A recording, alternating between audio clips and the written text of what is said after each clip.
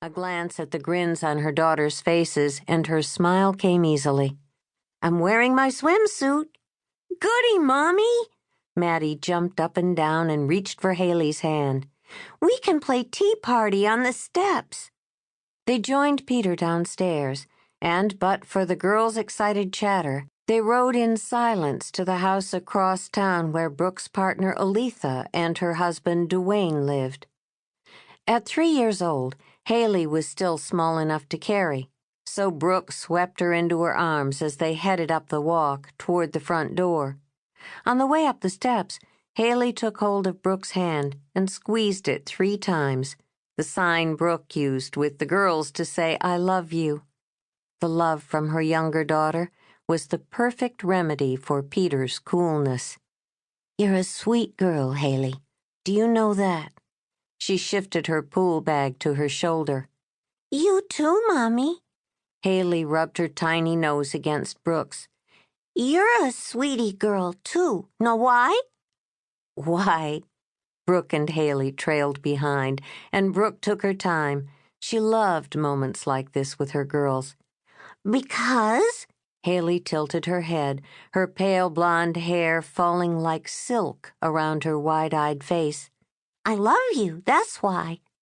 The door opened, and Aletha smiled at them from the front step. "Hi, the party's out back." Peter pulled out a smile, the one he wielded whenever they were in public. Brooke studied him, confused and hurt. Why couldn't he smile that way at her? She'd been meaning to ask him, but she hadn't found the chance. She was a few feet from the front door when her pager went off. She exhaled hard as she unclipped the pager from her waistband and stared at the small message window. "Urgent," it read. The word was followed by the hospital's main number. "Great," she thought. "I won't get even an hour with them in the pool." Peter came up behind her and looked over her shoulder. "What is it?" "A hospital call." She didn't hide the disappointment in her voice. "Maybe it's nothing." Several children, breathless and excited, ran into the foyer and surrounded Hayley and Maddie. Brooke ducked into the nearest bedroom and pulled her cell phone from her purse. "Dr. Brooke Baxter West here. Someone paged me." The nurse on the other end rattled off the information. One of the patients from their office had been admitted with a staph infection. It looked serious. They wanted a pediatrician to consult immediately. "I'm on my way." Brooke hung up the phone and returned to the foyer. Peter caught her look and raised his eyebrows. "Well?" "I have to go." She pursed her lips. Doctoring was the most exhilarating career she could imagine having, but not when it interfered with her family. "I'll be back as quick as I can." "It's your own fault."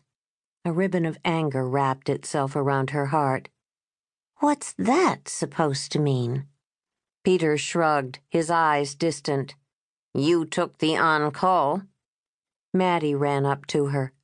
"Natasha wants us to swim, Mommy. Can we please? Can we right now?" Baby." She looked at Hayley standing a foot away, waiting for her answer. "Why don't you wait till Mommy comes back?" "We can swim then, too. Please, Mommy, can we?" Natasha did a little dance nearby and hugged Brooke. Their families had been friends for years, and Maddie and Natasha were best buddies. "Please, can we swim?" Natasha linked arms with Maddie, and the two smiled their best smiles. Brooke could feel the fight leaving her. So she'd miss out on some of the fun. If she hurried, she'd be back in time to join them in the pool. "Okay." She allowed a slight smile. "But let me talk to Daddy first." Peter had moved into the living room, and Brooke found him and Duane seated side by side, their eyes glued to the television.